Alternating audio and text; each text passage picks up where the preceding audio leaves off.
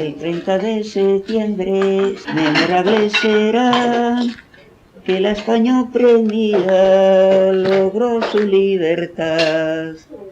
El 30 de septiembre memorable será que la España oprimida logró su libertad. Viva Serrano, Prim y Contreras, que las banderas de libertad las defendieron con heroísmo y patriotismo de lealtad. El trono de Borbones para siempre cayó, porque era sanguinario y en sangre se ahogó. Fuera Borbones, fuera ladrones, que en abundancia se mantenían de la nación. Mientras el pobre gime llorando y ellos robando sin compasión.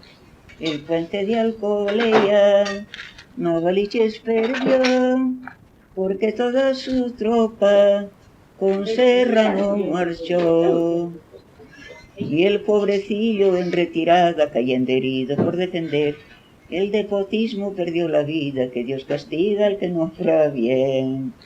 Ay, qué susto tan grande tuvo el padre Claret al saber que la reina expulsada se fue.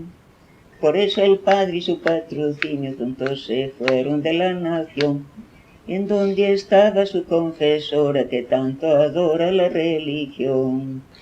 A España le hace falta milicia nacional, la libertad de cultos, tabaco y sal. Viva Serrano, Prim y Contreras, que las banderas de libertad las defendieron con heroísmo y patriotismo de lealtad.